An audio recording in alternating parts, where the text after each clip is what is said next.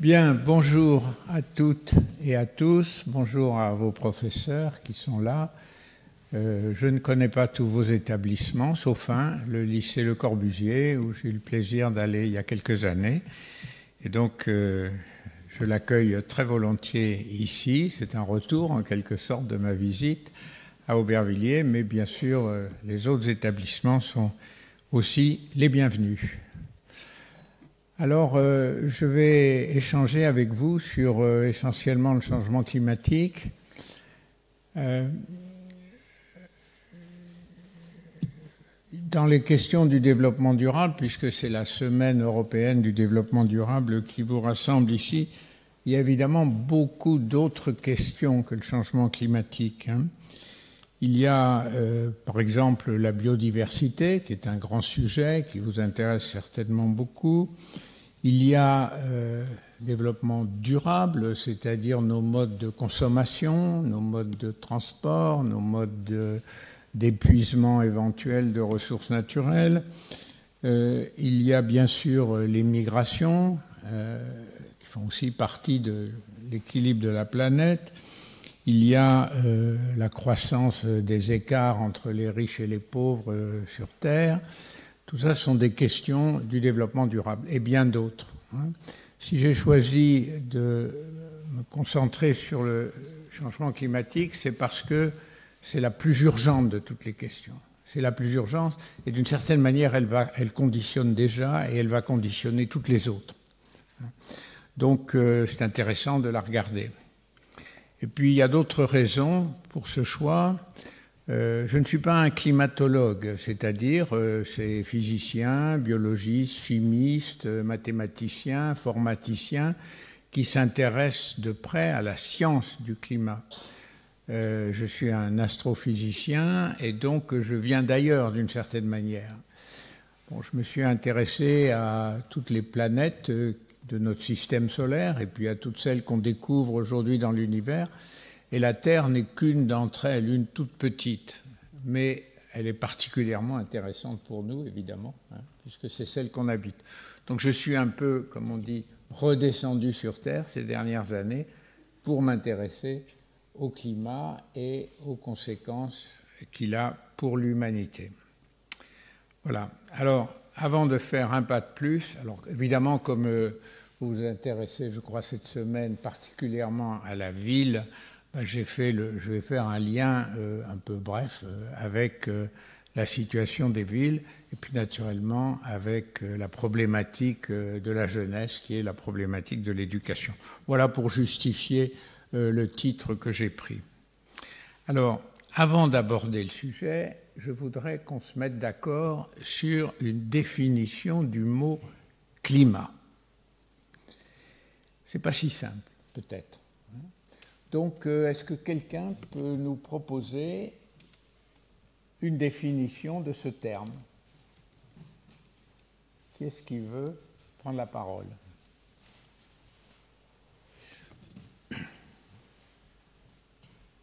Là, vous pourrez utiliser le micro.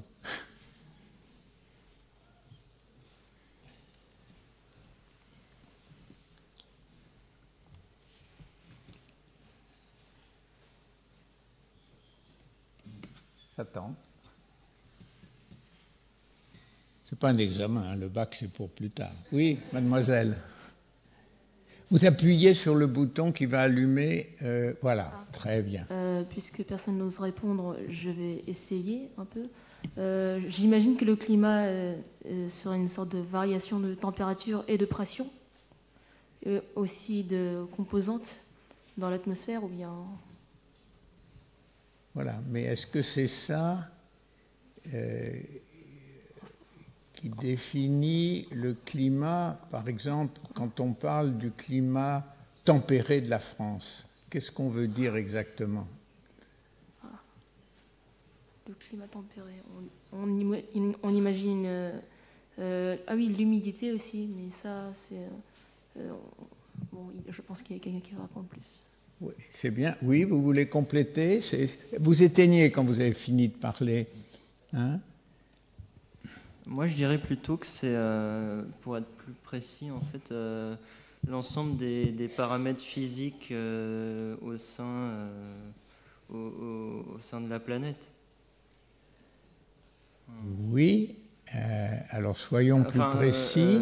Au niveau de l'atmosphère, en tout cas. Au niveau de l'atmosphère, mais est-ce qu'ils vont être les mêmes partout? Ils varient en fonction des régions, en tout cas. Ils varient en fonction des régions. Et est-ce qu'ils vont être les mêmes tout le temps? Et ils varient en fonction du temps aussi. Et ils varient en fonction du temps. Voilà. Alors, il va falloir qu'on soit plus précis. Hein. Le climat d'une région, ça va être quelque chose comme la moyenne de ces paramètres au cours du temps. Et quelle est l'échelle de temps qui est raisonnable? Est-ce que c'est le jour, la semaine, l'année, le siècle? Continuons avec vous qui vouliez être précis. À juste titre. C'est plutôt en fonction, c'est plutôt à long terme qu'on étudie ça. C'est plutôt à long terme. Alors qu'est-ce qu'on choisit? L'année, le siècle ou le millénaire? Une cinquantaine d'années peut-être. Oui, c'est déjà une échelle sur laquelle on va parler d'évolution climatique, c'est-à-dire du changement du climat. Non, si on veut définir le climat, disons en Antarctique, en France, sur l'équateur, oui. Alors, vous éteignez et vous n'avez pas de micro, alors il faut que vous parliez fort. L'année. Et pourquoi l'année va être la bonne échelle de temps pour définir le climat? Parce que... Je ne vous entends pas. Excusez-moi, et donc je ne suis pas là. Dans une année, il y a toutes les saisons? Dans une année, il y a toutes les saisons. Et pourquoi il y a toutes les saisons dans une année?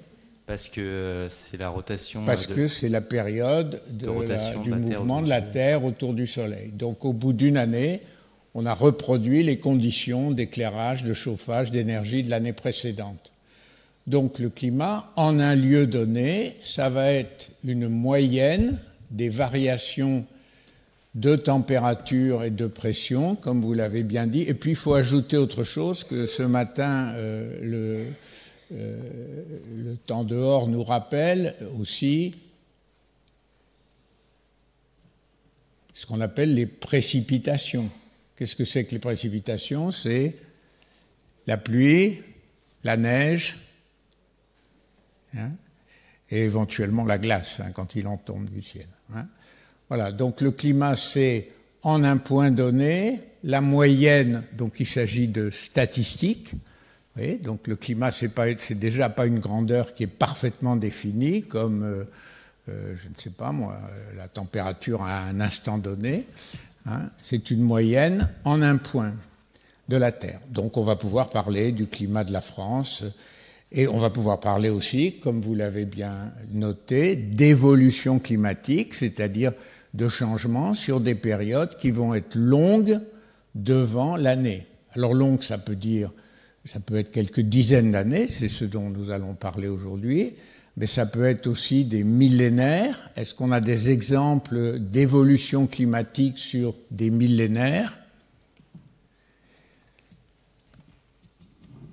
Est-ce qu'on sait si le climat de la Terre a changé en un point donné, par exemple en Europe, sur des millénaires? Oui? Eh bien voilà. Hein. Il y a eu des périodes de glaciation avec des changements très importants du niveau de la mer, 120 mètres. Évidemment, toute l'eau de l'océan était partie pour être dans les glaciers, donc la mer avait baissé de niveau. Hein, et pratiquement la totalité de l'Europe était recouverte de glace. Hein. Donc voilà un changement majeur d'évolution climatique. Alors, maintenant, comment peut-on parler du climat de la Terre? Puisque justement, il y a des climats différents suivant qu'on est sous l'équateur, sur les tropiques, au pôle ou dans les régions tempérées. Comment peut-on parler du climat de la Terre? Qu'est-ce que ça va être, le climat de la Terre? Est-ce qu'il y a une proposition? le climat de la Terre, qu'on pourra par exemple comparer au climat de Mars ou de Vénus.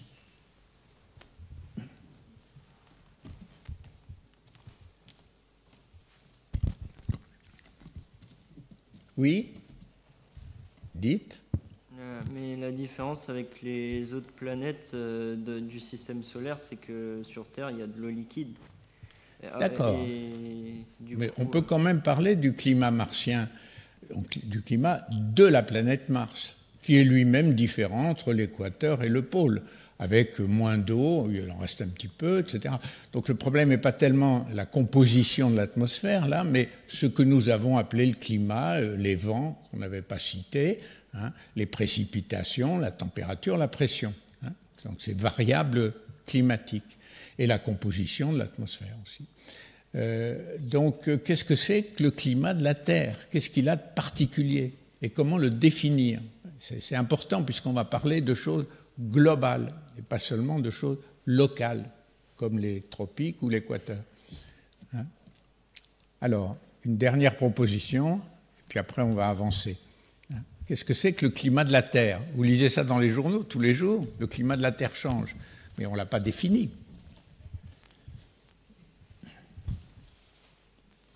Une idée? Oui, vous, madame, mademoiselle. Monsieur, allumez votre micro, s'il vous plaît. Oui, c'est un climat propice à l'apparition de la vie. C'est un climat propice à l'apparition de la vie. Ah, mais d'accord, vous désignez celui qu'on souhaite avoir ou qu'on a, puisqu'il y a la vie. Mais comment on a défini des climats locaux, hein, les tropiques? Qu'est-ce que c'est que le climat de la Terre elle-même? Il permet la vie, nous en sommes bien d'accord. Hein? Oui, mademoiselle? C'est la moyenne des climats voilà. de toute la Terre. Voilà. Et il est tempéré. Voilà. C'est une valeur moyenne. Donc, à nouveau, on est dans les statistiques. Hein. Non seulement pour avoir le climat en un endroit donné, on fait la moyenne au cours de l'année, entre l'été, l'hiver, le printemps, l'automne, et on a une certaine valeur de température moyenne, par exemple. Mais si on veut parler de la Terre dans son ensemble, il va falloir faire la moyenne de toutes ces moyennes. C'est-à-dire que, et on va définir quelque chose qu'on ne mesure jamais, qui est la température moyenne de la Terre, par exemple. Hein. Mais la température locale n'est pas la température moyenne. Mais vous voyez, c'est une façon de parler de la Terre dans son ensemble. Et le problème du changement climatique que nous allons aborder maintenant, c'est un problème global. Ce n'est pas quelque chose qui va concerner particulièrement tel endroit. Tel endroit ne sera concerné que parce qu'il fait partie de ce que je vais appeler maintenant le système Terre. Le système Terre, c'est cet ensemble très complexe fait d'une atmosphère avec des nuages, d'océans, de continents couverts soit de déserts, soit de végétation, des profondeurs océaniques et même de la chaleur qui nous vient de la radioactivité résiduelle au cœur de la Terre et que les magmas, les volcans témoignent. Donc on a un système qui est très compliqué avec beaucoup d'éléments qui sont en interaction les uns avec les autres et un des résultats de ce système, c'est le climat. Alors pour bien nous entendre, une dernière distinction, quelle différence il y a entre le climat et la météo? Parce que tous les jours, on parle de la météo. Oui? La météo, elle varie en fonction des jours, alors que le climat, c'est plus général, c'est en fonction de la région ou de si c'est proche de l'équateur ou pas, enfin de son climat général, je veux dire. C'est pas tout à fait juste ce que vous dites, pourtant vous étiez bien parti. Vous dites la météo varie en fonction des jours. Oui, ça, on s'en aperçoit ce matin. Hein, mais le climat, on l'a défini comme une moyenne en un point donné. Une année. Une moyenne sur une année. Oui. Donc, La météo, c'est des variations qui peuvent être très importantes, hein, plus 15 degrés, moins 30 degrés, il fait très froid, etc. Mais c'est une variation très rapide qui est due au mouvement de l'atmosphère, combinée à la position de la Terre sur son orbite, l'inclinaison des rayons du Soleil, etc. Et tout ça, ça nous donne la météorologie quotidienne. Le climat, c'est simplement la moyenne de cette météorologie quotidienne sur une période de l'année. Et les évolutions climatiques, c'est les évolutions de cette moyenne prise sur une période d'une année au cours de 10 ans, 100 ans, 1000 ans, 1 million d'années, 100 millions d'années, etc. Voilà. Alors, je crois que maintenant, on sait à peu près de quoi on parle. Mais rien qu'en ayant fait cette petite analyse entre nous, hein, vous voyez que le climat, ça va être une question encore plus compliquée que la météorologie. Hein, parce que la météorologie, c'est d'un jour à l'autre, mais le climat, ça va être beaucoup de facteurs qui vont interagir sur des durées plus grandes. L'année pour définir le climat d'un lieu et les dizaines ou centaines d'années pour les évolutions climatiques. Voilà. Alors, je reviens à mon titre, ville et changement climatique. Alors, j'ai pris cette photographie en Malaisie il y a 3 semaines à Kuala Lumpur. Oui. Cette tour, c'était la tour la plus élevée de l'Asie. Elle est plus haute que la tour Eiffel et elle est double. Elle s'appelle Petrobras. Et puis, la Malaisie et les investisseurs ont trouvé que ce n'était pas assez bien, qu'il fallait faire plus haut. Évidemment, à Dubaï, il y a une tour de 1000 mètres maintenant.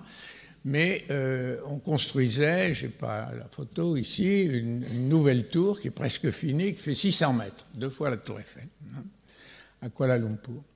Et ces tours sont en quelque sorte le symbole de la tension entre l'urbanisation effrénée et consommatrice gigantesque d'énergie et de matériaux et le problème du climat. Donc voilà, regardons-la un peu comme ce symbole. Il y a quelques mois, un groupe de jeunes comme vous, sauf qu'ils étaient 4000, ils avaient votre âge, ils venaient d'une quinzaine de pays et ils se sont réunis dans une université canadienne à Edmonton, qui est dans la province d'Alberta, donc au nord-ouest du Canada. Et ils ont discuté du même sujet que celui qui vous rassemble ce matin, c'est-à-dire le changement climatique et les villes, et nous, jeunes, qu'est-ce qu'on fait et comment se situe-t-on? Et à l'issue de cette rencontre, ils ont publié ce qu'on appelle un livre blanc, White Paper, on Climate Change. Comment nous, jeunes, sommes-nous concernés par ce changement climatique? Et ce white paper que vous pouvez trouver sur Internet, si vous tapez White Paper on Climate Change, vous allez trouver la dizaine de pages de leurs conclusions. Et leur conclusion est très intéressante parce qu'elle concerne évidemment les adultes, les systèmes éducatifs, les professeurs et ce qui se passe dans les écoles et les lycées. Alors, je vais traduire quand même, parce que vous n'êtes peut-être pas tous anglophones. Hein.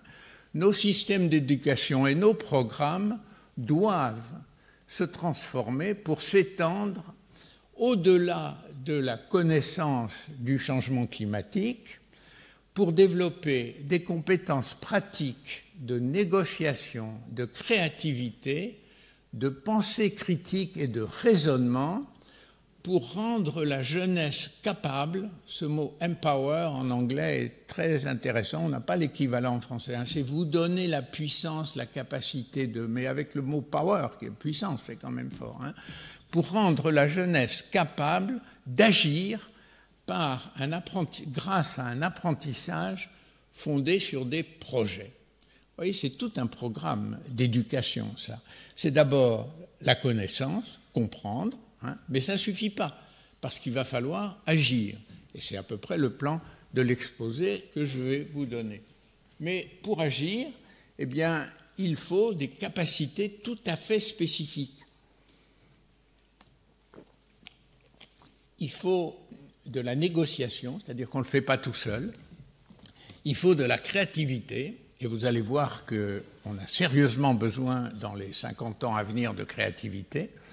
On a besoin d'un esprit critique, c'est-à-dire une capacité de ne pas avaler tout ce qu'on vous raconte sans l'examiner attentivement, en particulier dans les médias, et une capacité de raisonnement, et ça fait naturellement appel à l'enseignement scientifique, parce que la science, c'est le raisonnement, hein, et c'est évidemment le lieu ici, dans cette salle, de le rappeler. Et puis, le plaidoyer, c'est que cela conduise à l'action, c'est-à-dire à des projets. Et le second point, c'est que les villes doivent donner des occasions de sortir de la classe et de mettre en place collectivement des projets collaboratifs avec d'autres personnes impliquées dans le sujet. Et alors, il y a eu parmi ces 4000 jeunes un sondage, évidemment, pendant leur rencontre, avec des questions. Et voilà la deuxième que j'ai retenue, qui répond à la question « My city is taking effective steps to prevent climate change ». Ma ville prend des démarches, des étapes efficaces pour prévenir le changement climatique. Et alors, vous voyez les réponses en pourcentage. Un tiers des jeunes pensent qu'elle n'en prend pas du tout. Un autre tiers pense qu'elle n'en prend pas beaucoup. Et puis, il y en a quand même près d'un quart qui pensent qu'il se passe quelque chose, et encore 10% qui sont vraiment convaincus que leur ville fait quelque chose.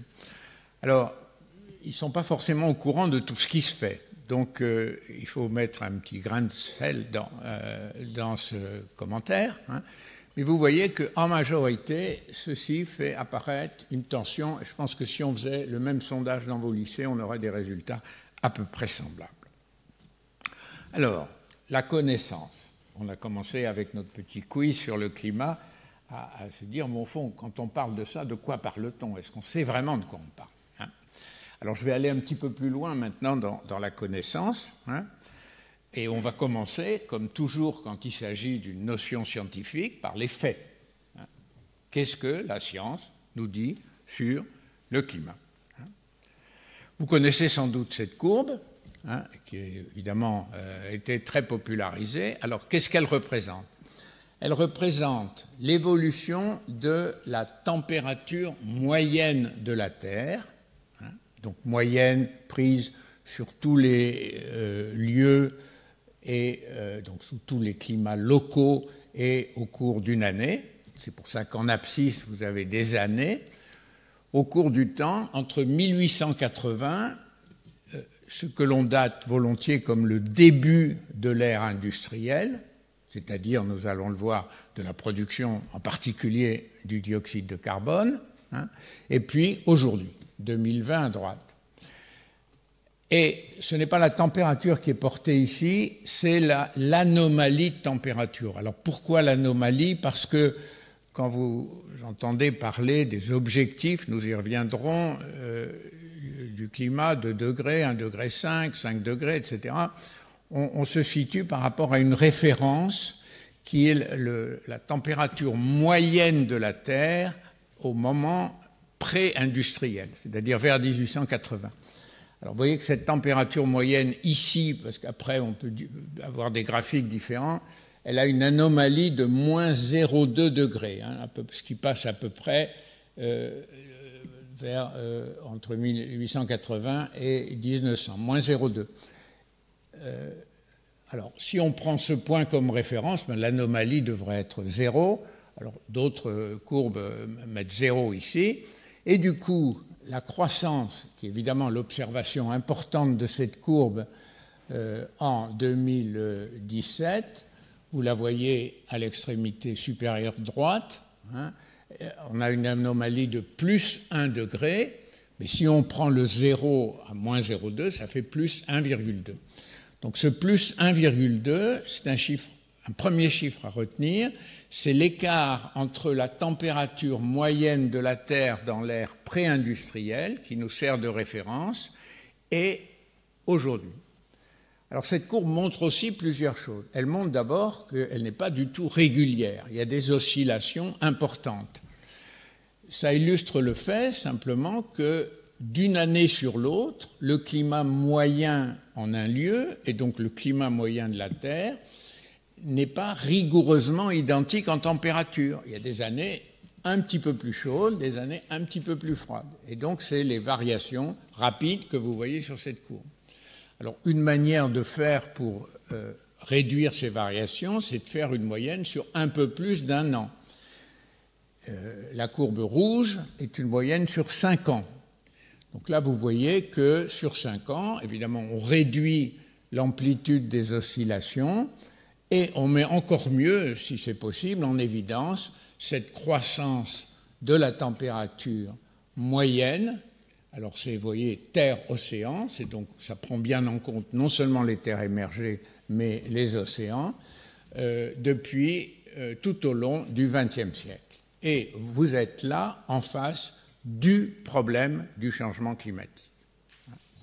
C'est cette courbe qui nous dit, qui est le résultat de mesures, et qui nous dit qu'il se passe quelque chose de radicalement nouveau dans l'atmosphère de la Terre.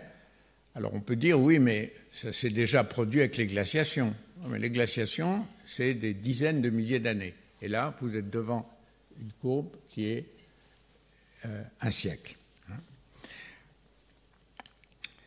Donc maintenant, quand on va parler d'objectifs climatiques, on va se situer par rapport à cette valeur, moins 0,2, pré-industrielle. Alors vous pourriez dire, et beaucoup de gens qui doutent un peu de la science l'ont dit, mais la température moyenne de la Terre, au fond, comment est-on sûr de ce qu'on fait? Parce qu'on n'a pas de mesure directe, on va mettre des thermomètres dans un certain nombre de points sur Terre. Est-ce que ça représente bien la réalité?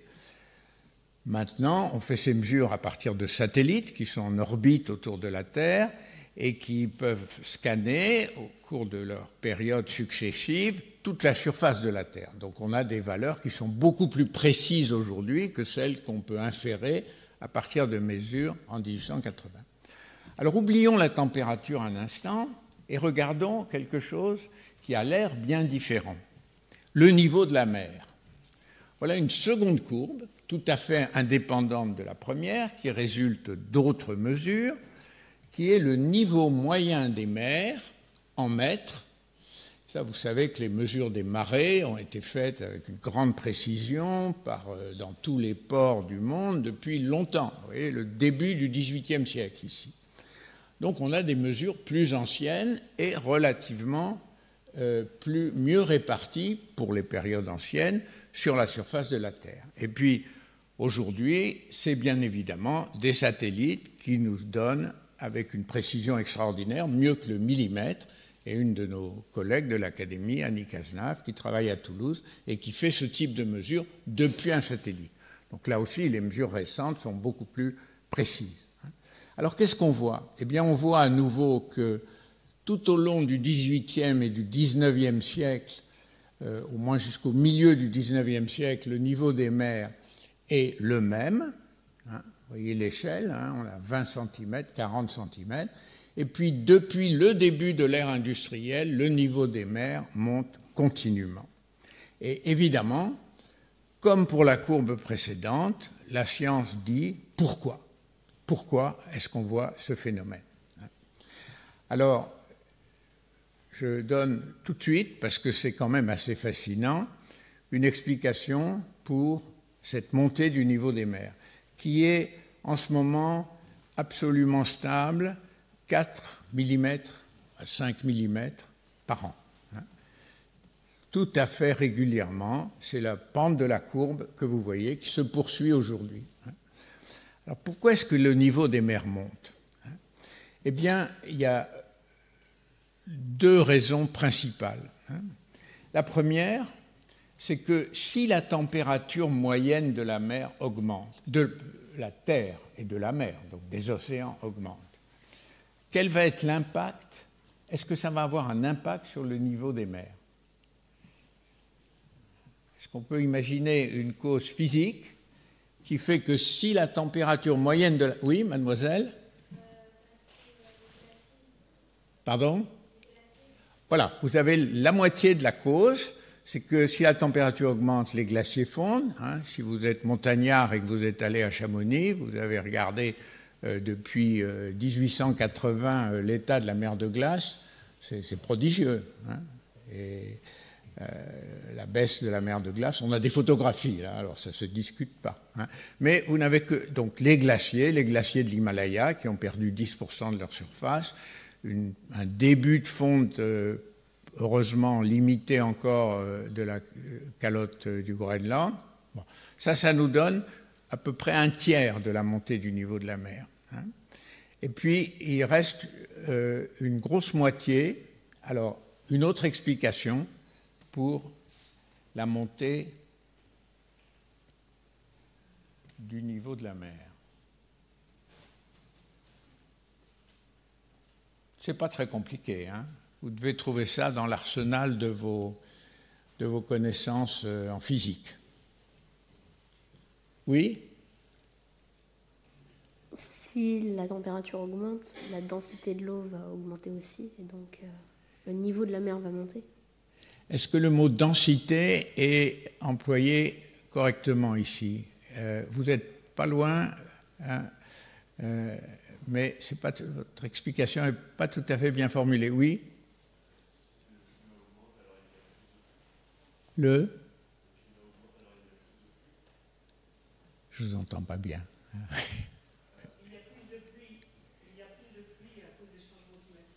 Il y a plus de pluie. Oui, mais en principe, la circulation de la pluie, c'est un cycle. Hein. Donc, s'il y a plus de chaleur, il y a aussi plus d'évaporation. C'est un facteur, hein, mais c'est pas le facteur dominant, énorme. Mais vous étiez pas loin, mademoiselle. Hein? Oui? Ah, et comment ça s'appelle, ça? Mettez votre micro en marche, s'il vous plaît. Hein? Vous ne savez plus? Qu'est-ce qui se passe dans un thermomètre? On voit la colonne monter dans le thermomètre quand le thermomètre est chaud. C'est parce que le liquide... Hein?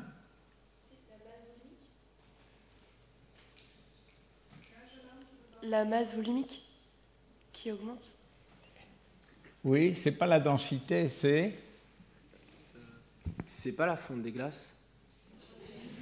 Ah, c'était... Bon, c'est tout bête, hein, ça s'appelle la dilatation d'un corps. Hein. Quand on chauffe un corps, son volume augmente, c'est ça que vous vouliez dire. Hein. Vous voyez, c'est pas tout à fait le terme densité, mais c'est aussi ce que vous vouliez dire. Donc vous avez bien compris, comme la température moyenne de la Terre augmente, eh bien, les océans augmentent de température et donc ils gonflent. Ils gonflent. Et le gonflement des océans, c'est ce que vous voyez là. Hein.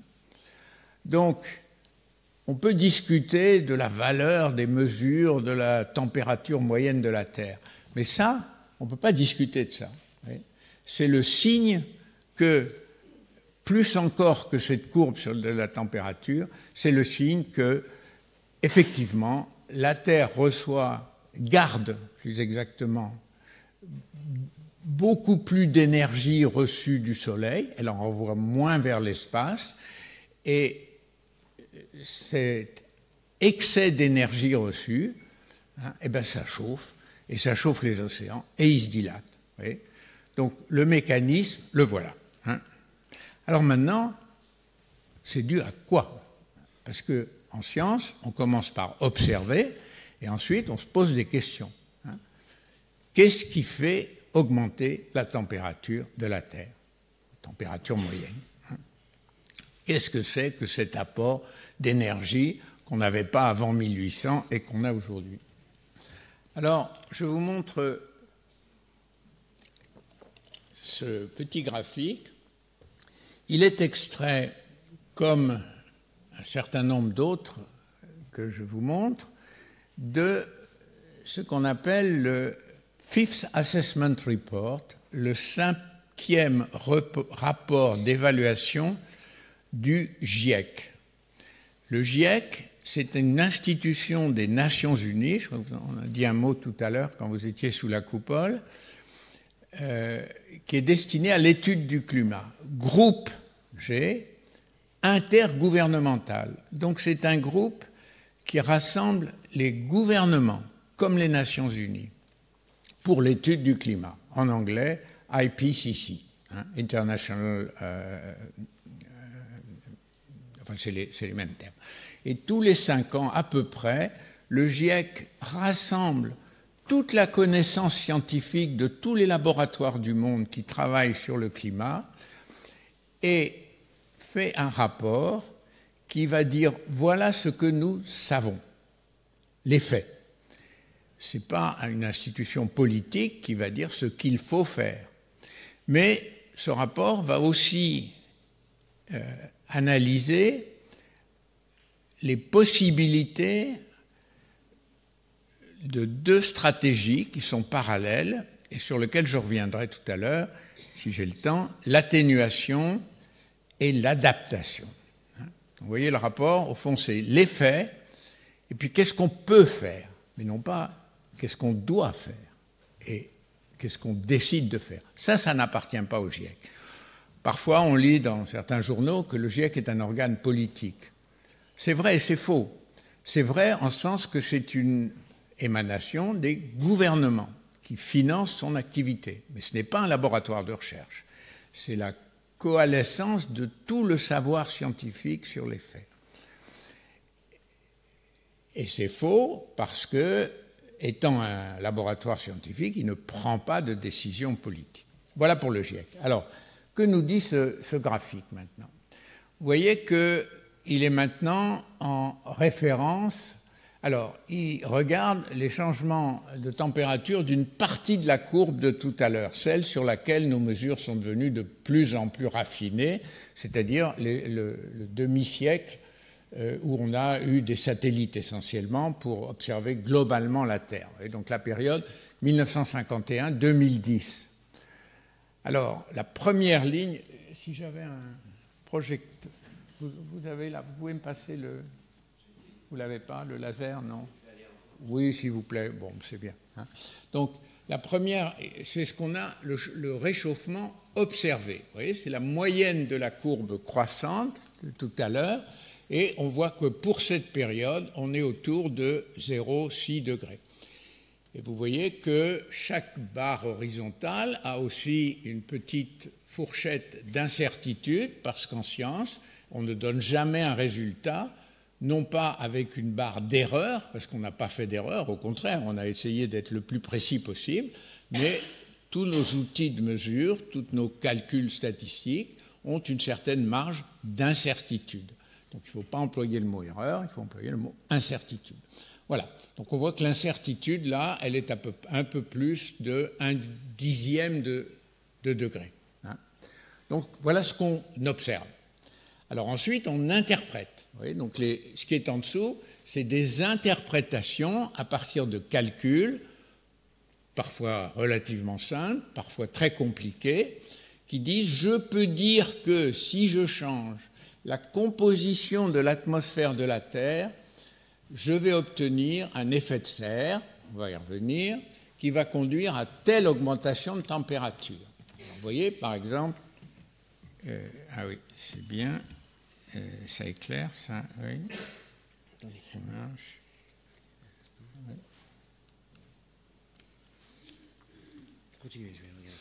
Vous voyez, donc la deuxième ligne, c'est la contribution de ces gaz atmosphériques à effet de serre qui donne un effet positif qui est presque de 1 degré, mais avec une certaine barre d'incertitude. Vous voyez, les climatologues ne prétendent pas du tout dire une vérité absolue, que la science ne prétend jamais, on ne devrait jamais prétendre exprimer. Mais ils disent « je sais ça » et il y a une certaine marge d'incertitude. Merci beaucoup. Oui. Voilà. Donc vous voyez, la marge d'incertitude ici, elle est importante, mais elle l'est moins qu'il y a 30 ans. Et dans 30 ans, elle sera encore moins. Et puis, il y a d'autres causes qui sont dues à l'homme, anthropogéniques, ça veut dire dues à l'homme, qui, elles, peuvent au contraire conduire à une température inférieure. Vous voyez ici, c'est plutôt un effet de refroidissement. Et c'est quoi ça? C'est ce qu'on appelle les aérosols. Si on injecte des petites particules de fumée dans l'atmosphère, par exemple, eh bien, ça a un effet refroidissant sur l'atmosphère. Quand le volcan indonésien Pinatubo, à la fin des années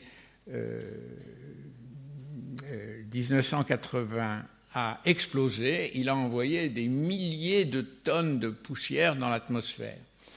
Et sur la courbe de température, si on regarde attentivement, eh bien, il y a eu pendant 2 ans, le temps que ces poussières soient dissipées par les vents, une baisse de température d'environ 0,2 degrés.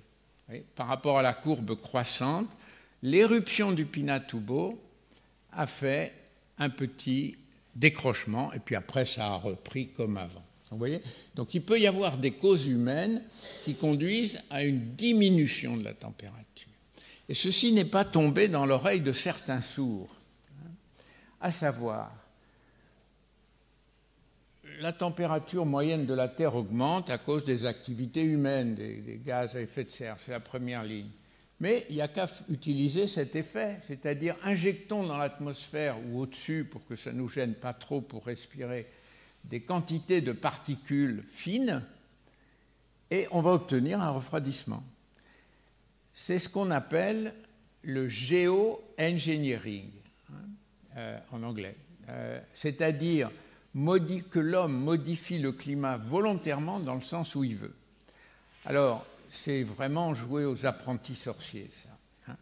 Et les grandes académies des sciences, la nôtre, la britannique, l'américaine, se sont toutes prononcées contre le développement de cette stratégie pour lutter contre le réchauffement climatique. Parce qu'on ne sait pas, en fait, où ça peut nous emmener. Mais vous voyez, c'est un extrême de cette observation-là. Alors, le résultat de ces 2 premières lignes, c'est la 3e. Donc voilà, pour cette période, ce que la science nous dit être le réchauffement dû aux émissions de gaz à effet de serre.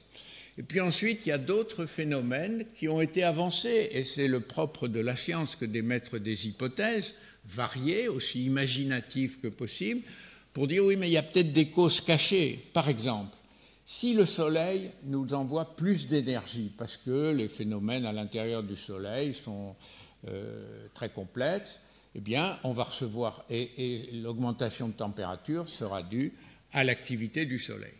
Donc, depuis 20 ans, on surveille très attentivement le Soleil, avec en particulier des satellites dédiés, pour vérifier que le Soleil est bien stable. Et voilà la conclusion. Vous voyez, dans ces forçages de la température naturelle, eh bien, l'effet du Soleil, c'est au plus de 1 degré, mais avec encore beaucoup d'incertitudes là-dessus. Donc, ce n'est certainement pas capable de rendre compte de cet effet majeur qui est en orange ici. Et puis, il peut y avoir encore d'autres causes qui sont liées à la structure même des phénomènes à l'intérieur de la Terre ou à sa surface, sur lesquelles je ne m'étends pas, qui sont des variabilités naturelles de la Terre. Et là aussi, ils sont estimés comme pratiquement négligeables. Donc, la réponse à la question est claire. La cause est la production des gaz à effet de serre. Alors, j'espère que chacun d'entre vous sait ce que c'est que l'effet de serre. On va quand même le vérifier en ayant quelqu'un qui nous donne une définition de l'effet de serre. On en parle tellement. Allez, aidez-moi un peu, que je reprenne souffle. Qu'est-ce que c'est que l'effet de serre ?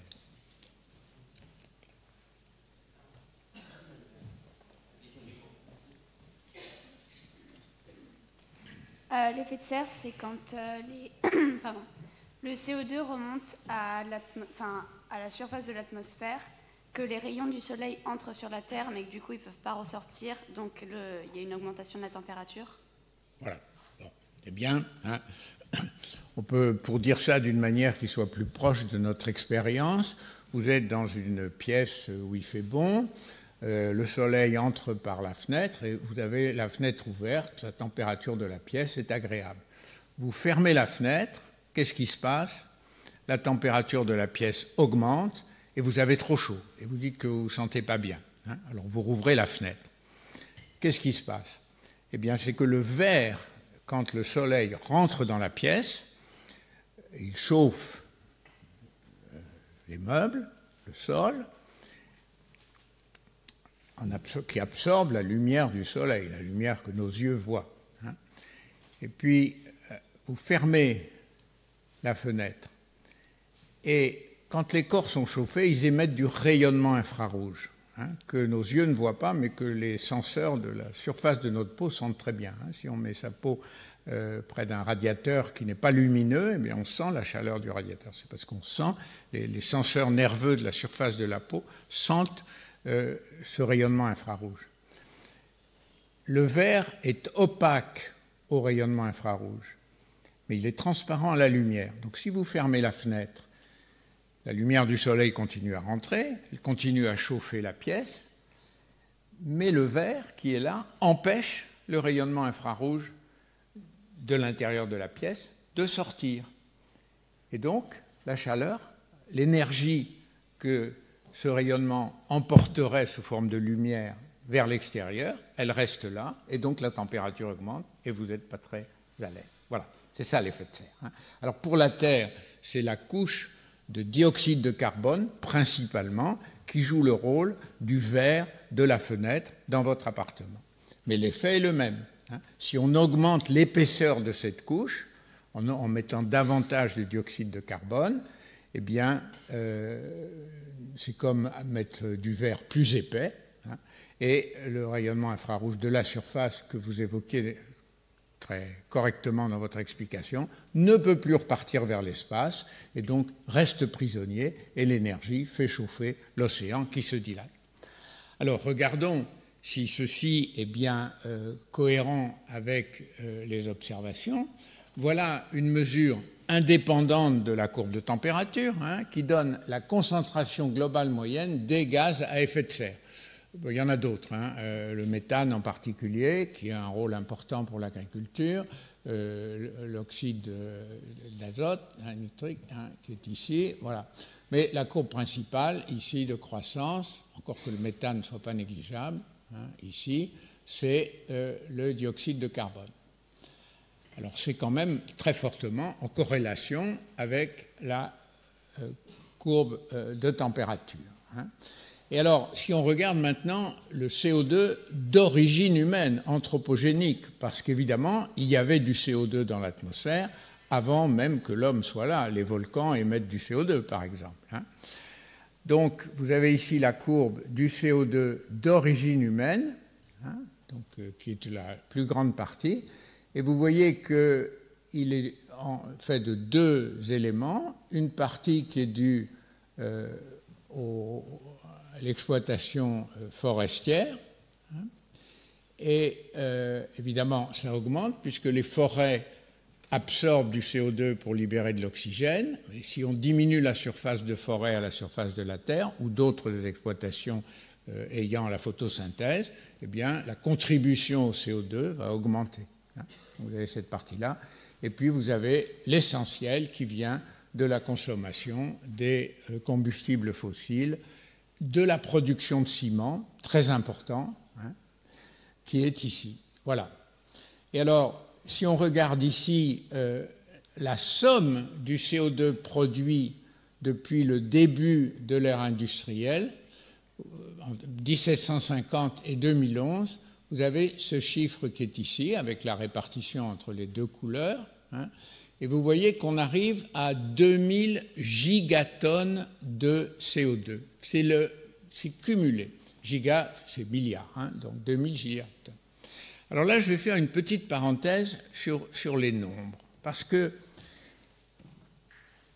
quand vous prenez votre petit déjeuner,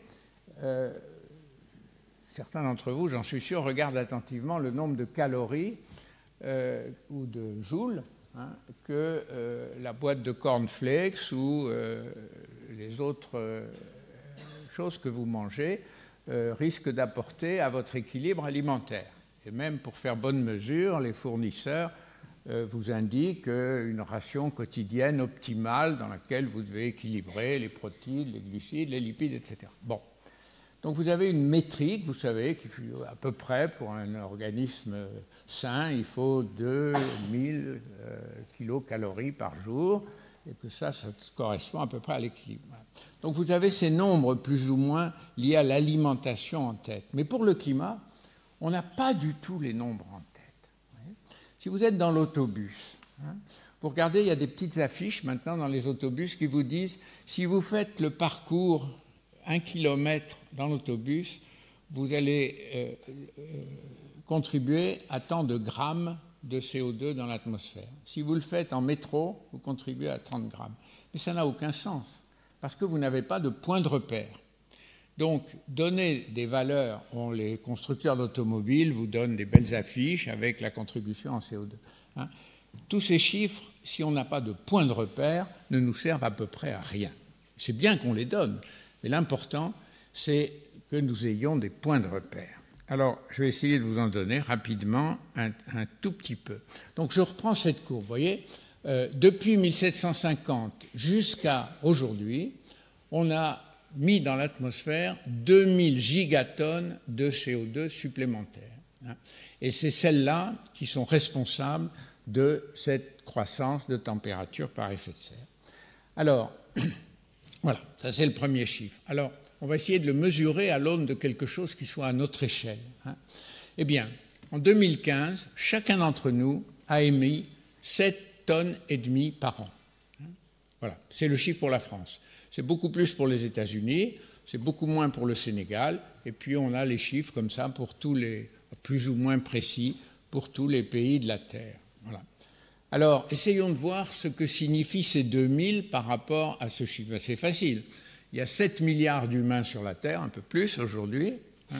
Si chacun émet comme un Français, ce qui n'est pas le cas, les Chinois et les Américains, les Chinois émettent un peu moins par personne, les Américains nettement plus.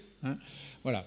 Donc admettons que tout le monde émet comme un Français, donc on multiplie par 7,5, et puis regardons une période d'une quarantaine d'années, c'est-à-dire à peu près celle qui nous sépare de 1950. Eh bien, ça fait 2000 gigatonnes. Donc, voilà le rapport entre la consommation individuelle. Alors, retenez ce seul chiffre-là, 7,5 tonnes par an. Ça vous servira de métrique quand on vous dira il faut réduire de 3000, de 5000, etc.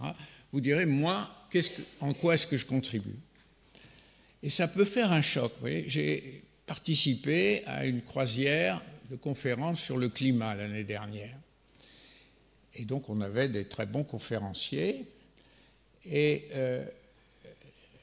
au milieu de la croisière, c'était sur la Méditerranée, un des conférenciers nous a dit, vous savez, quelle est votre contribution à une semaine de croisière? Chacun d'entre vous, avec ce gros bateau énorme, 1 tonne. 1 tonne. Donc, chacun d'entre nous, en une semaine, avait contribué à peu près au 7e, 15% de sa contribution annuelle. Je ne suis pas sûr que je ferai une seconde croisière dans ces conditions. Mais je n'avais aucune idée de ce chiffre 1 tonne. Alors on a essayé de se convaincre que ce chiffre n'était pas idiot. Donc on a calculé rapidement, comme ça, sur le dos d'une enveloppe, combien le bateau consommait de fuel, combien de nourriture était à bord, etc., combien il y avait de personnes, et puis à peu près 1500 passagers sur le bateau, puis on a fait la division, puis on a trouvé 1 tonne pendant une semaine. Voilà. Et donc ces chiffres-là sont très intéressants parce qu'ils nous permettent d'ajuster notre consommation. Par exemple, vous constaterez dans les autobus parisiens, avec les chiffres qui sont écrits en tout petit, que si vous prenez le métro pour faire 1 kilomètre, vous consommez 30 fois moins que si vous prenez l'autobus. Vous consommez, vous n'injectez dans l'atmosphère 30 fois moins. Voilà. Alors, tout ça, c'est le passé. Maintenant, l'avenir. Alors, on pourrait passer beaucoup de temps à l'avenir. Mais l'avenir, on ne peut plus faire des mesures, puisque c'est demain. Donc, on va faire ce qu'on appelle des modèles de simulation ou des projections. C'est-à-dire, on va se dire, si je mets tous les ingrédients du climat, ceux qu'on évoquait dans notre conversation tout à l'heure, la pression, la température, la quantité de CO2, de méthane dans l'atmosphère, tout ce que je sais sur le système Terre, sur les vents, sur la capacité de l'océan à absorber du CO2, parce que comme quand vous faites une bouteille de Perrier, vous mettez du CO2 dans l'eau, hein, et après ça va le libérer à nouveau et ça fera des bulles. Hein. Donc si je mets tout ça dans un grand calculateur et que je résous toutes les équations d'évolution au cours du temps, eh bien je peux peut-être prédire non plus le climat d'aujourd'hui, mais le climat de demain ou d'après-demain. Alors c'est un petit peu comme la météorologie. Vous savez qu'aujourd'hui, sauf cas extrême, les prévisions météorologiques sont assez bonnes jusqu'à une semaine. Hein.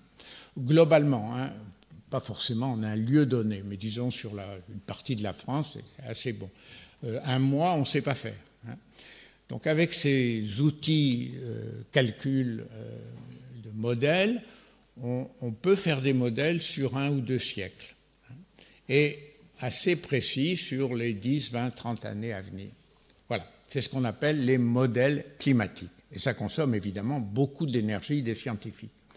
Alors, on peut dire, à partir de la quantité de gaz à effet de serre produite par l'humanité, quelle va être l'évolution de la température. Alors, la première chose, c'est de vérifier que pour le passé, les modèles et les observations collent bien. Mais je vous ai dit tout à l'heure, par exemple, qu'on rend même compte de la petite variation, de quelques fractions de degrés, d'une éruption volcanique importante. Donc les modèles sont assez bons. Et puis il y en a beaucoup qui se comparent entre eux, qui sont indépendants. Donc c'est une assurance suffisante. Hein. Voilà. Alors voilà 2 cas. Et le GIEC a travaillé pour la préparation de la conférence de Paris hein, avec toute une série de modèles. Et je n'ai gardé pour vous les présenter que 2 cas extrêmes. Hein. Le modèle, alors ils ont des noms un peu compliqués, RCP 2.6 et RCP 8.5. Alors celui-là, c'est le modèle le plus favorable, c'est-à-dire où on contrôle bien la production de CO2. Et c'est la prédiction des changements de température par rapport... alors je me suis trompé, excusez-moi, là, il fallait mettre 2081, 2100 dans la légende ici. Voilà, c'est les changements de température pour cette période-là, donc ça devrait être ici aussi, hein, à partir de la température de la période 1986-2005. Alors vous voyez, le modèle extrême où on ne fait rien, hein, que parfois en anglais on appelle business as usual. On continue comme si rien n'était, et puis on laisse faire. Hein. Vous voyez que les augmentations de température sont très importantes. Hein, 11 degrés sur pratiquement la totalité de l'hémisphère nord. Hein.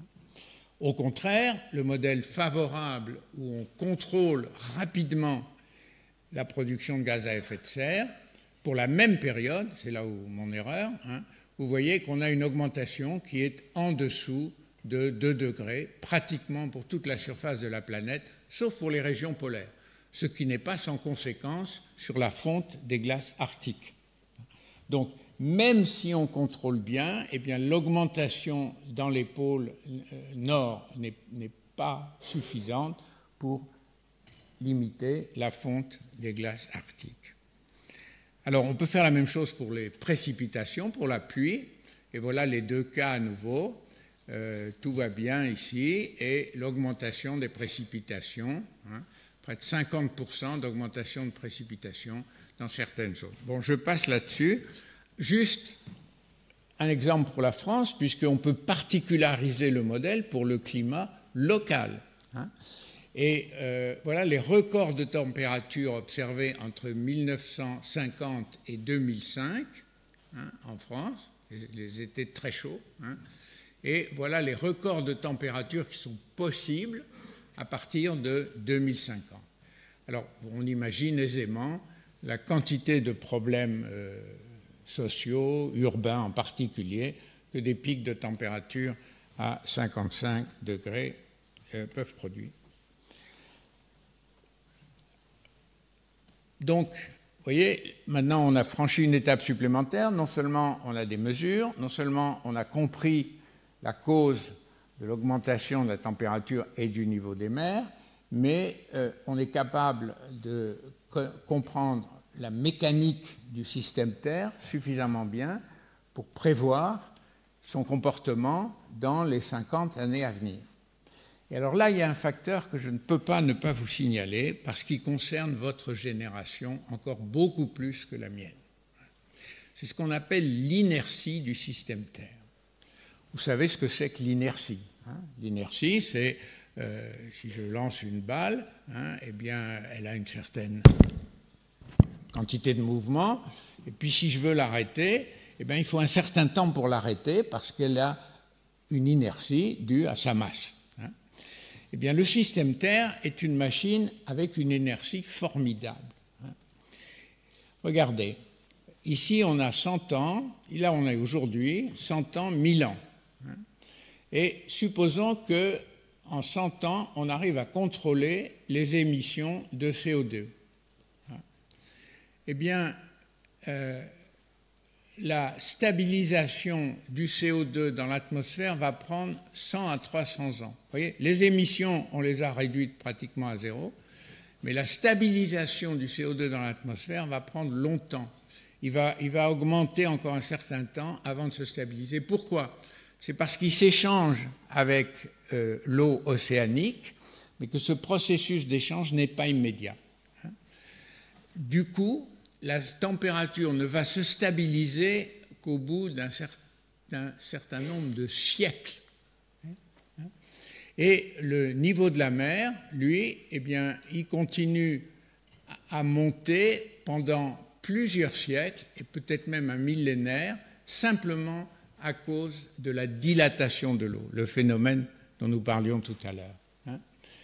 Donc vous voyez qu'on peut avoir un robinet et arrêter les gaz anthropogéniques demain matin. Hein. L'impact climatique va s'étendre sur toute la durée de votre vie et même sur celle de vos enfants et de vos petits-enfants. Bon, alors on a fait du progrès hein, dans notre étude du climat. Alors qu'est-ce qu'on fait ? Là, on n'est plus dans la science. Là, on est dans la politique, dans l'économie. Donc, on change de modalité. On est dans l'action hein, et on est dans le choix des citoyens, on peut l'espérer. Vous voyez, on n'est plus... Tout à l'heure, j'étais dans l'éducation, comprendre. Hein, comprendre que c'est compliqué, mais qu'on peut dire des choses, qu'elles sont solides, plus ou moins solides, et qu'on a des interprétations en lesquelles on peut avoir confiance. J'insiste sur ce mot confiance parce que, vous voyez, je suis totalement incapable de refaire tous les calculs qui sont derrière les prédictions que je vous ai données, les prévisions que je vous ai données. Mes collègues, les meilleurs climatologues, Jean Jouzel, qu'on vous a cité ce matin, ou d'autres, chacun d'entre eux est rigoureusement incapable de refaire l'ensemble des calculs. C'est un travail collectif de dizaines de laboratoires, de milliers de chercheurs. Mais l'important, c'est que le système de la science est construit pour qu'on puisse avoir confiance dans les conclusions de ce groupe pour étudier un problème très compliqué. Ce n'est pas propre au climat. Quand vous montez dans un avion, le pilote qui est aux commandes, il sait assez bien l'effet des volets sur la montée ou la descente de l'avion, mais il est tout à fait incapable de refaire l'ensemble des calculs d'aérodynamique qui ont conduit à donner à l'aile de l'avion telle ou telle forme. Ceci dit, il a confiance dans les ingénieurs qui l'ont fait. Vous voyez, le lien entre la complexité des problèmes que traite la science, ou la technique dans le cas de l'avion, et la confiance est très très important. C'est pour ça que quand par malheur, on découvre dans un laboratoire ou dans une institution quelqu'un qui a trompé cette confiance, eh bien c'est la porte immédiatement. Parce que non seulement il a trompé individuellement la confiance qui était mise dans son travail, mais il a affaibli collectivement les conclusions qui sont présentées et dont l'impact, évidemment, sur l'avenir de l'humanité est très important. Voilà, je ferme cette parenthèse. Alors, qu'est-ce qui s'est passé pour agir? Eh bien, les résultats du 5e rapport du GIEC ont été publiés en 2014. Et ils ont servi de base à une grande conférence des Nations Unies, dont vous avez entendu parler, puis il y avait beaucoup de lycéens qui y étaient présents aussi, qui s'est appelée la COP 21. COP, ça veut dire en anglais Conference of Parties. Parties, c'est les gouvernements qui font partie des Nations Unies et qui ont cette conférence régulière tous les ans. Cette année, elle sera en Pologne. Elle se rappellera 24. C'était 21, donc c'était il y a 3 ans, à Paris. Et il s'est produit quelque chose d'extraordinaire.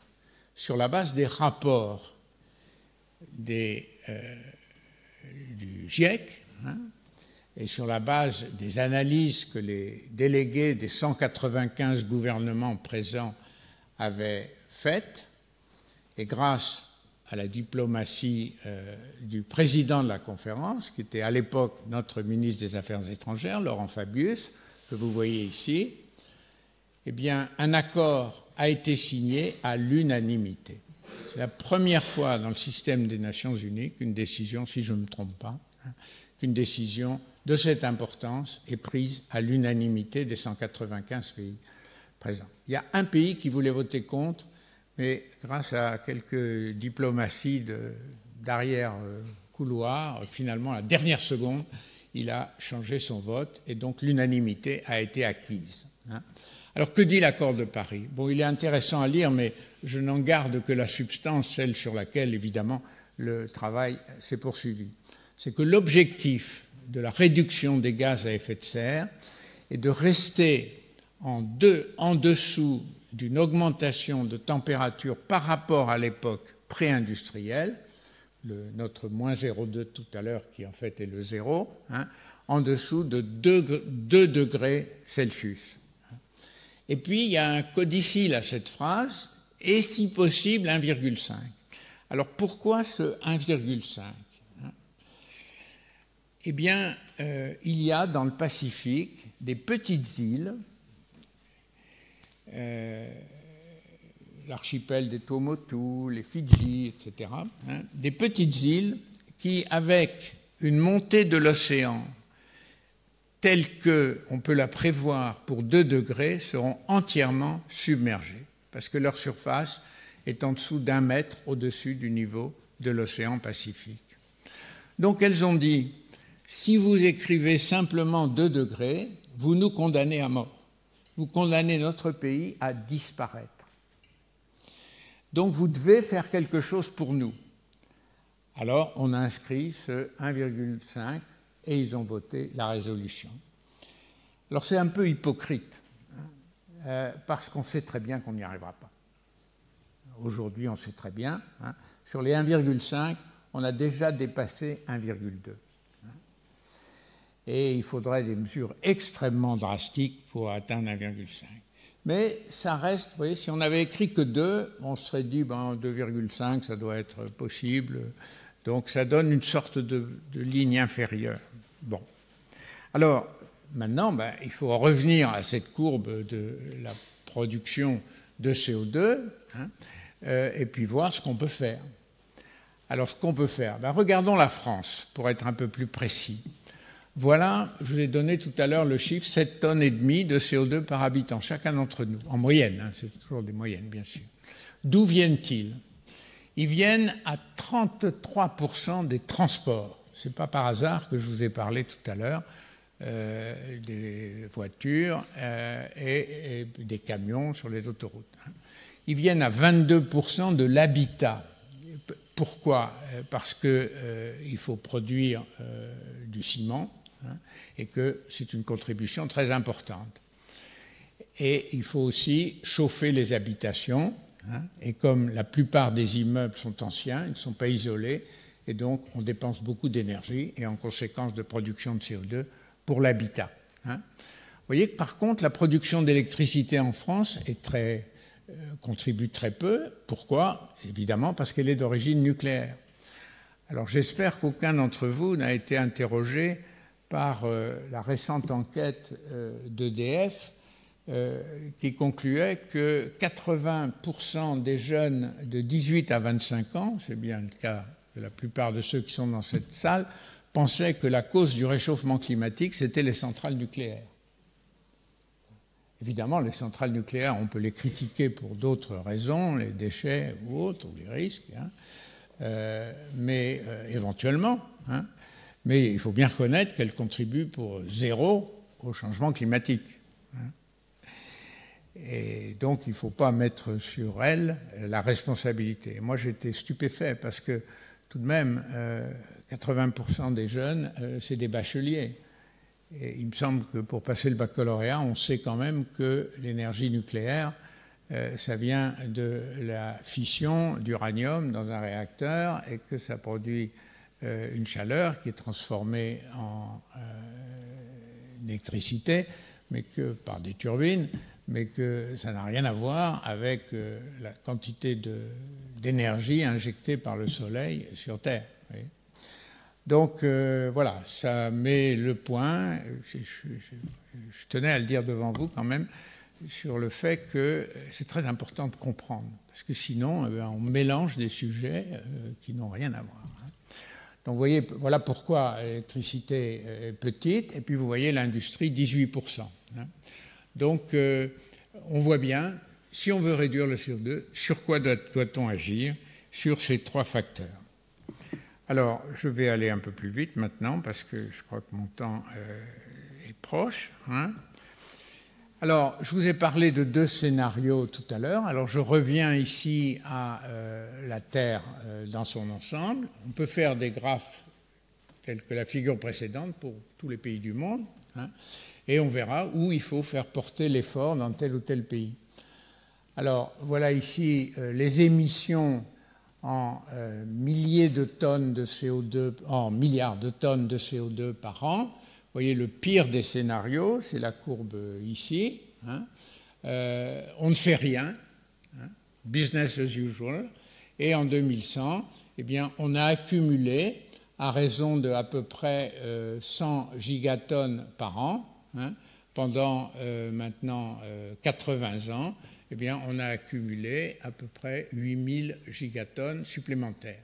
Donc ça nous emmène très au-delà des 2000 accumulés depuis le début de l'ère industrielle. Ou bien on parvient, scénario le plus favorable, à réguler et à revenir autour de 2050, c'est l'objectif de l'accord de Paris, à une production de CO2 presque nulle, anthropogénique, c'est ce qu'on appelle une économie décarbonée. Oui, on n'a plus de carbone injecté dans l'atmosphère et à ce moment-là, on va retrouver des figures de température plus faibles. Bon, je crois que je vous ai donné là le paysage, hein, jusqu'à l'accord de Paris. Alors, qu'est-ce qui s'est passé depuis 3 ans? Ben, c'est intéressant de regarder quand même, hein, ce qui en a été entendu. Alors voilà ici le résultat de ce qu'on aurait voulu à partir de l'accord de Paris pour l'Europe, hein, moins 2,9%. Hein, et voilà ce qu'on a fait. Hein, on est à plus 2% pour l'Europe. Oui, donc on est très loin de ce qu'il aurait fallu faire. Et pour la France, on est à 3,2%. Donc, dans l'Europe, nous sommes de moins bons élèves. Et la cause, ben, c'est le diagramme énergie, habitat, industrie que je vous ai montré. Hein. Plus 2%. Ah oui, mais n'oubliez pas que le système a une inertie. C'est-à-dire, si on ne fait pas demain ce qu'il faut faire pour tenir l'objectif 2050, alors après-demain, il va falloir faire davantage pour tenir ce même objectif. Et puis c'est cumulatif, c'est-à-dire si j'attends la semaine prochaine, eh bien il faudra que je fasse encore davantage parce que je serai plus loin de... j'aurai réinjecté plus de CO2 dans l'atmosphère, donc il faudra des mesures plus radicales pour la période de temps qui sépare de 2050. Et vous voyez ceci traduit. Vous voyez là l'effort moyen 2015-2050 qui résultait de la conférence de Paris pour tenir les 2 degrés C, c'était moins 3%. Mais maintenant, avec ces résultats-là, eh bien, il faut un effort de moins 3,5%. Donc, comme on l'a fait moins vite, il faudra le faire davantage. Et ça, c'est le piège majeur dans lequel, et mortel, dans lequel le changement climatique nous place, c'est que tout délai à l'action rend l'action plus difficile. J'attendrai demain, ce sera plus difficile. J'attendrai après-demain. On retrouve au fond ne remets pas au lendemain ce que tu peux faire le jour même. Ce proverbe n'a jamais eu autant d'importance qu'ici. Alors on peut dire, oui, mais il y a les énergies renouvelables qui sont très populaires et à juste titre. Mais regardez, et c'est là où vous allez retrouver la problématique des villes. C'est que les énergies renouvelables, ça c'est la consommation de l'énergie par an de toute la Terre, de tous les pays, et décomposée dans les sources d'énergie.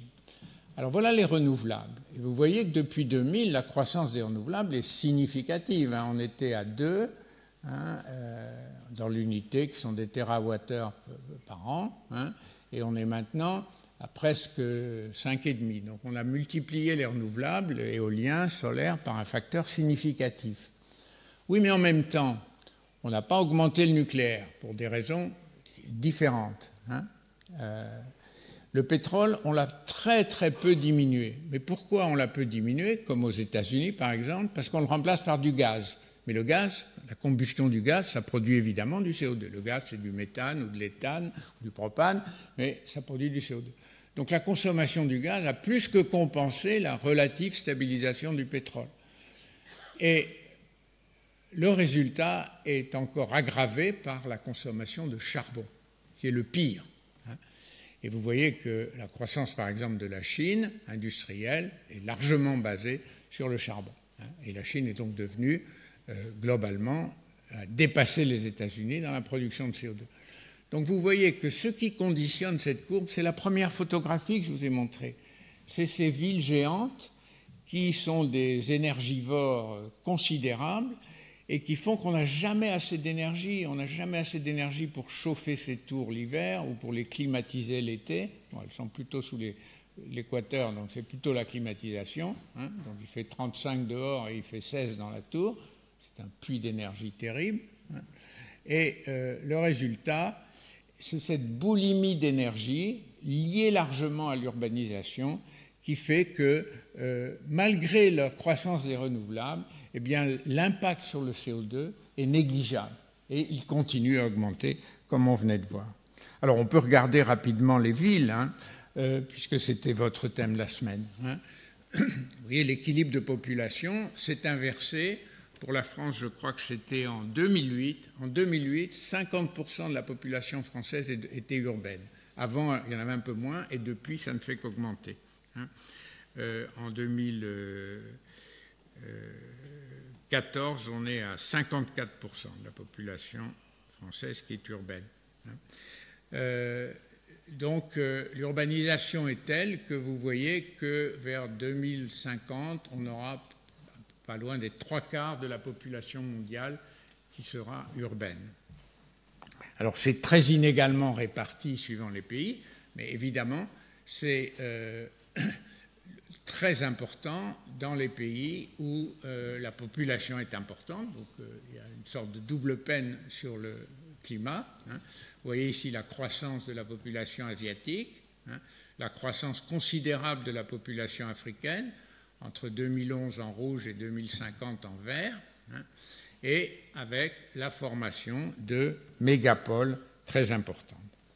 Bon, je m'approche de la fin, je veux laisser un peu de temps encore pour nos échanges. Qu'est-ce qu'on fait devant cette situation?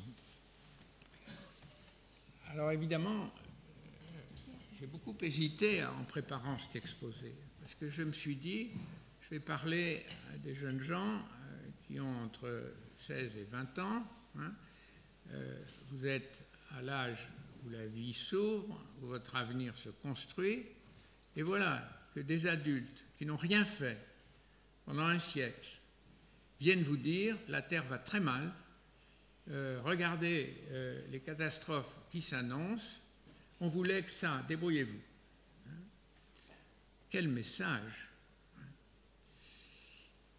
Donc j'ai beaucoup hésité.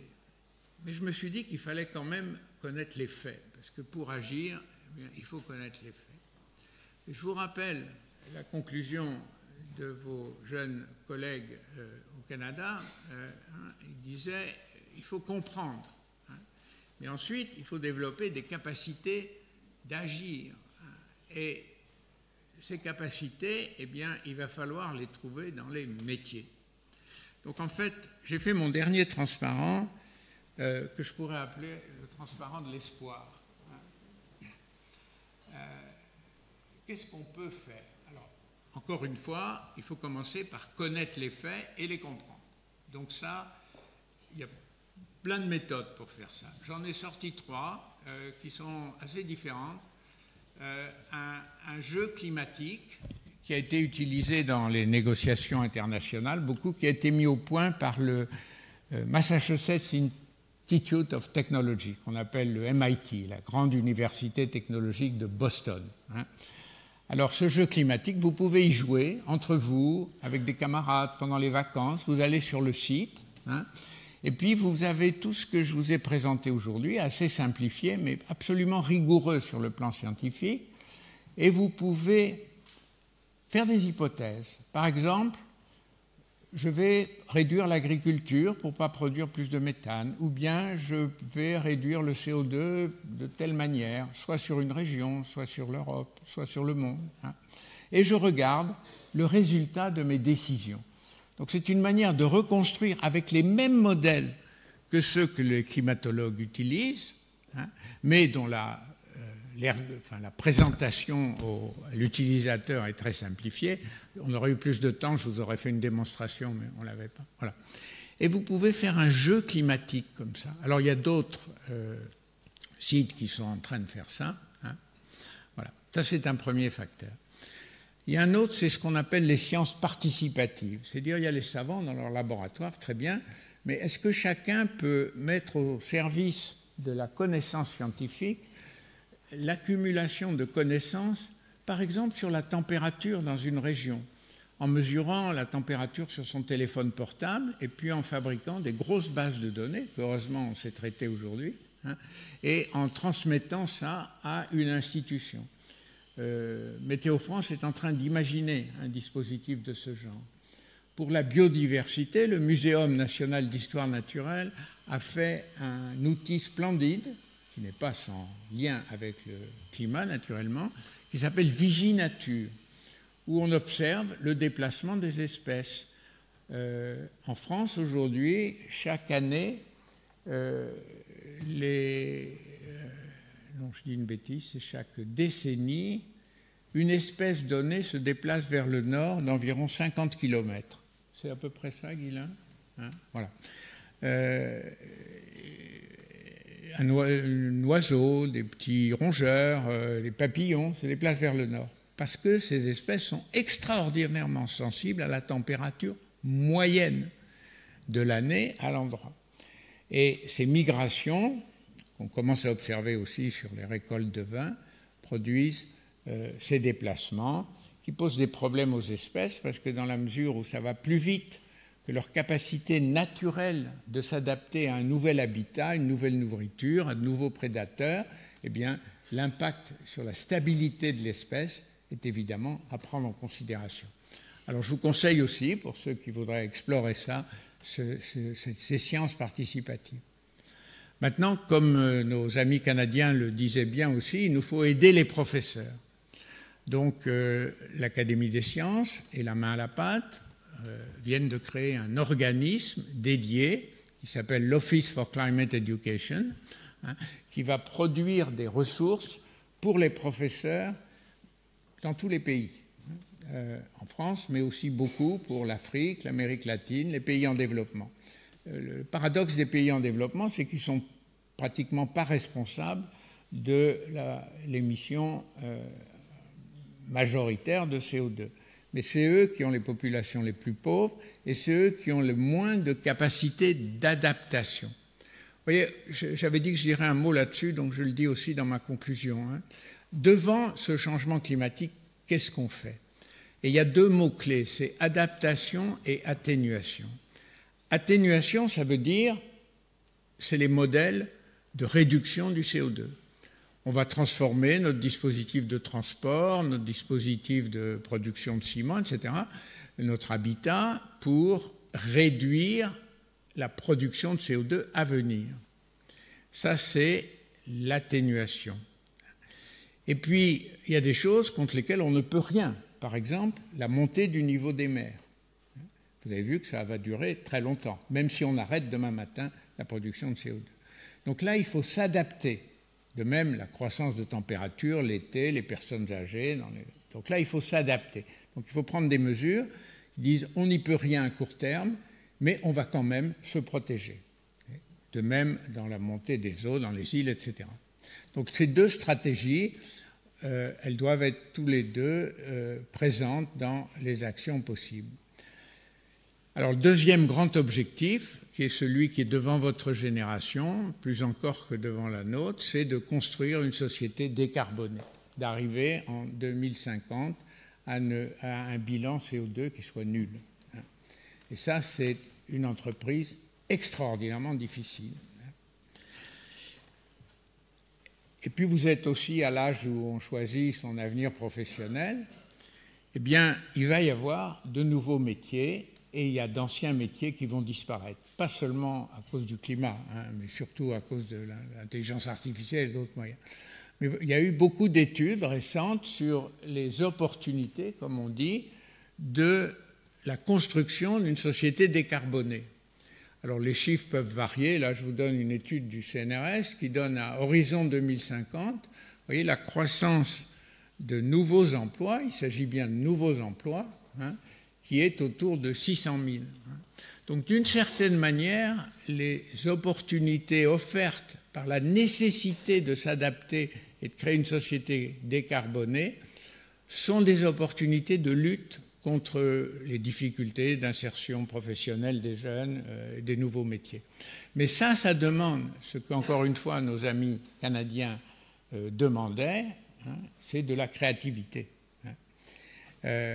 J'avais d'autres courbes qui montraient par exemple l'importance des brevets pris sur les nouvelles technologies aux États-Unis depuis 20 ans. Et la Chine est encore supérieure.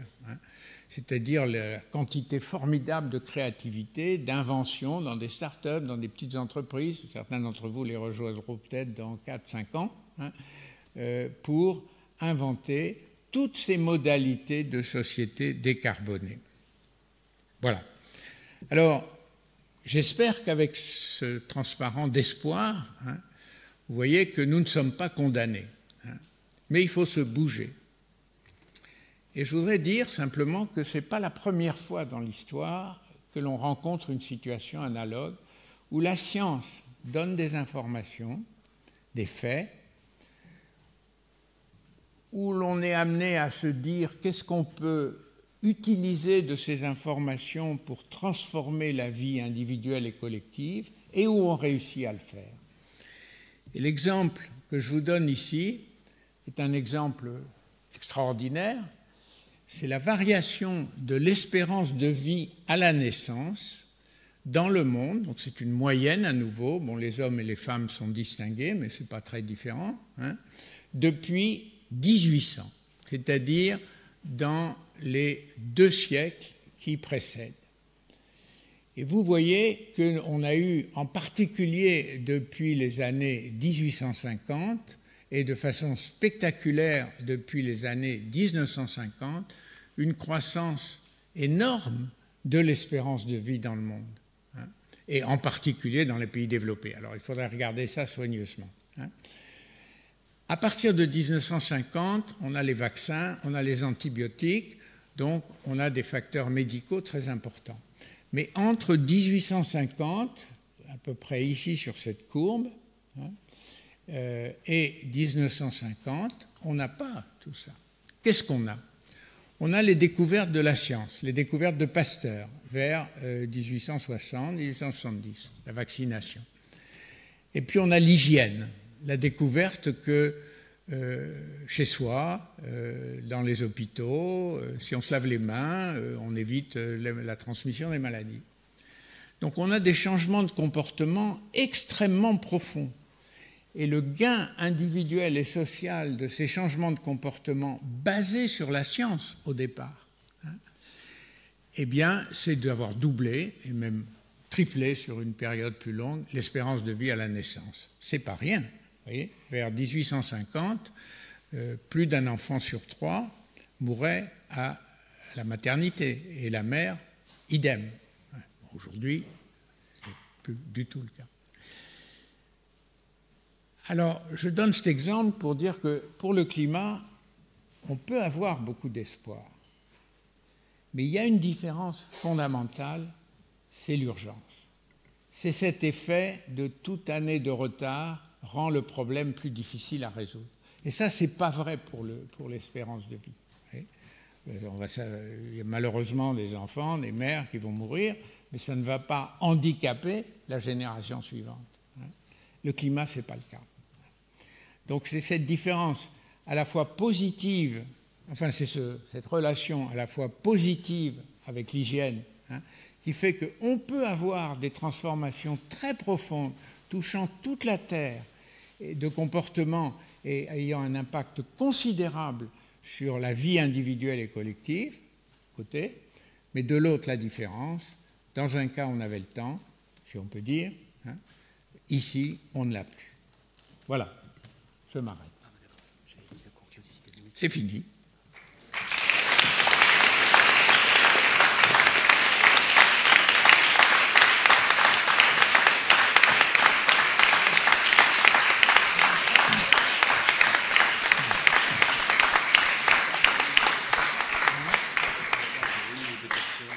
Mais on a déjà eu beaucoup d'échanges, donc on me dit qu'il y a encore 2 questions. Alors, mademoiselle. Les États-Unis s'étant retirés de l'accord de Paris, est-ce que les prévisions sont-elles vraiment beaucoup plus négatives en fait, parce qu'ils sont l'un des plus gros producteurs de CO2 ? Alors, vous posez évidemment une question centrale, c'est la position du président Trump et du retrait de l'accord de Paris. Alors, il a dit qu'il s'en retirerait, mais ils ne se sont pas encore retirés, parce que dans l'accord, il y avait une échéance qui ne peut rendre leur retrait effectif qu'à partir de l'année 2020. Donc, on peut espérer qu'ils réfléchissent.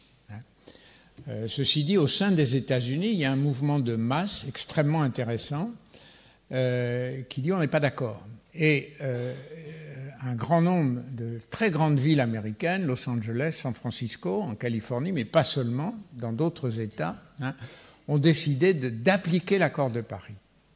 Et je participerai au mois de septembre à une conférence que convoque la Californie sur ce sujet de mobilisation des acteurs non étatiques. C'est-à-dire, si un État ne fait rien, est-ce qu'il y a quand même des acteurs qui sont capables de faire quelque chose? Vous, par exemple, dans votre école, dans votre lycée, questionner son caractère écologique par rapport au CO2 ou pas. Donc ça, c'est une perspective très intéressante. Alors, ceci dit, les États-Unis représentent aujourd'hui, alors je ne sais plus le chiffre exactement en tête, c'est le 2e contributeur au CO2 à la production annuelle. Si ils infléchissent très fortement leur mode de production, et je voulais parler, il y a quand même une opposition interne, vous voyez, ben, l'impact sera plus pénalisant pour les autres. Si on veut tenir les objectifs. Alors il y a une deuxième conséquence du retrait des États-Unis, qui est moins connue du public, c'est qu'ils financent, parce que c'est un pays riche, et qui a une recherche scientifique extrêmement développée, ils finançaient un peu plus de 20% du budget des Nations Unies, du GIEC. Parce qu'il faut faire tourner tout ça. Alors s'ils suppriment cette contribution, c'est problématique. Il faudra trouver d'autres sources. Donc voilà une deuxième conséquence du retrait, s'il se confirme, des États-Unis. Bon, et puis alors la dernière des questions, s'il y en a une. Oui, mademoiselle. En fait, j'avais une question concernant la théorie sur le refroidissement anthropogénique. Sur votre cours, mais en fait, il y avait une incertitude qui allait jusqu'au positif. Et ça, je n'avais pas très bien compris. Pourquoi est-ce que les aérosols, par exemple, pouvaient permettre le réchauffement climatique plutôt que de refroidir? Bon, vous voyez, l'équilibre de la Terre, c'est pas très compliqué finalement. C'est un peu comme la pièce avec la vitre. Hein, mais on reçoit de l'énergie du Soleil, elle est absorbée par le sol. Si le sol est de couleur sombre, il va absorber beaucoup d'énergie. Si le sol est de couleur claire, il va en absorber moins, il va la renvoyer vers l'espace. Hein. L'énergie lumineuse, lumière visible. Hein. Alors, c'est le problème de la fonte des glaces arctiques, c'est ce qu'on appelle l'albédo. En gros, c'est la couleur du sol. Hein. Donc, si les glaces arctiques fondent, c'était blanc, ça devient vert sombre, la couleur de l'océan, ça absorbe plus d'énergie, ça augmente l'énergie absorbée. Voilà. Maintenant, quel est le rôle des nuages? Ben, les nuages, on a longtemps discuté, mais des petites particules de poussière dans l'atmosphère ou des particules de glace vont contribuer à renvoyer plus d'énergie vers l'espace, parce qu'elles vont diffuser la lumière du Soleil et la renvoyer vers l'espace au lieu de la laisser cheminer vers la surface et être absorbée. Donc, les aérosols, c'est-à-dire ces petites particules, elles ont un comportement refroidissant. Est-ce que je réponds à votre question? Pas tout à fait. Justement, je me demandais pourquoi est-ce que l'incertitude, c'était sur votre diagramme, il y avait une incertitude qui allait jusqu'au positif. Je comprends pas bien. Si, vous avez sur votre diagramme, il y avait des incertitudes. Sur une de vos diapos, il y avait des causes du réchauffement climatique. Il y avait aussi une cause de refroidissement. C'était écrit...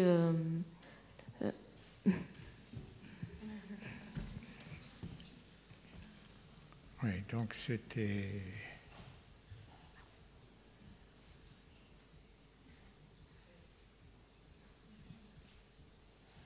C'était ça. Oui, voilà, celle-là. Voilà.